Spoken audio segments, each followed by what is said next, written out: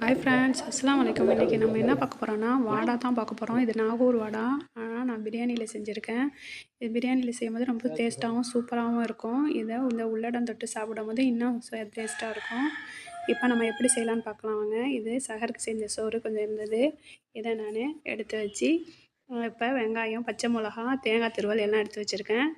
இந்த பிரியாணியில் உள்ள பீஸு, வெங்காயம், தக்காளி, பட்டை, கிராம்பு எல்லாத்தையும் எடுத்துகிட்டு நம்ம மிக்சியில் போட்டு கொரகொரப்பாக அரைச்சிக்கணும். இதை அரைச்சி எடுத்துகிட்டு நம்ம ரொம்ப அரைக்கக்கூடாது, கொரகொரப்பாக அரைச்சா போதும். அரைச்சி எடுத்துகிட்டு வந்துட்டேன். இப்போ நான் இதை ஒரு பவுலில் சேர்த்துக்கிறேன். இதை சேர்த்து நம்ம 3 ஸ்பூனு அரிசி மாவு, கொரகொரப்பான அரிசி மாவு 3 ஸ்பூனு சேர்த்துக்கிறோம். 3 ஸ்பூனு ரவா சேர்த்துக்கிறோம். நல்லா பெரிய ஸ்பூனால் சேர்த்துக்கிறேன். 3 ஸ்பூனு ரவா சேர்த்து நம்ம இப்போ இதை நல்லா பிசைக்கலாம். நம்ம கொஞ்சோண்டு தண்ணி, சோடாப்பூவும் கொஞ்சம் உப்பும் போட்டு இதை நல்லா அழுத்தம் கொடுத்து, சப்பாத்தி மாவு பிசைகிற மாதிரி அழுத்தம் கொடுத்து நம்ம பிசைகிறோம். கொஞ்சம் தண்ணி தெளிச்சுக்கிறோம். தண்ணி தெளித்து நல்லா பிசைஞ்சு இந்த மாதிரி கொஞ்சம் ஒரு 1/4 மணி நேரம் ஊற விடுறோம். இப்போ வானிலையில் வெங்காயமும் பச்சை மிளகாய் போட்டு நான் லைட்டாக வதக்கிக்கிறேன். ரொம்ப வதக்க வேணாம். இதில் நான் சோம்பு சேர்த்துக்கிறேன். சோம்பு சேர்த்து 2 ஸ்பூன் சோம்பு சேர்த்துக்கிறேன். சேர்த்து வதக்கிட்டு இதில் நம்ம தேங்காய் துருவல் சேர்த்துக்கிறோம். லைட்டாக வதக்கினா போதும். இது கொஞ்சம் கிரன்ச்சியாக தான் இருக்கணும். உப்பு சேர்த்துக்கிறோம். உப்பு சேர்த்துட்டு நல்லா வதக்கிக்கிறோம். அதுக்குன்னா ஓகே, முடிஞ்சிடுச்சு. இதை கொஞ்சம் பாதி பேச்ச எடுத்து வச்சுக்கிறோம்.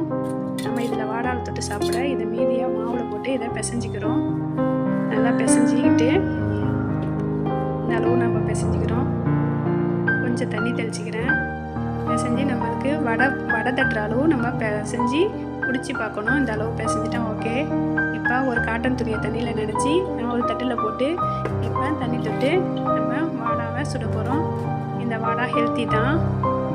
நம்ம கடையில் சாப்பிட்ற வாடாவில் நிறைய சோடாப்பு சேர்த்துருப்பாங்க. அது சாப்பிட்டா நம்ம பிள்ளைங்களுக்கும் நமக்கும் வயிற்று வலி வரும்.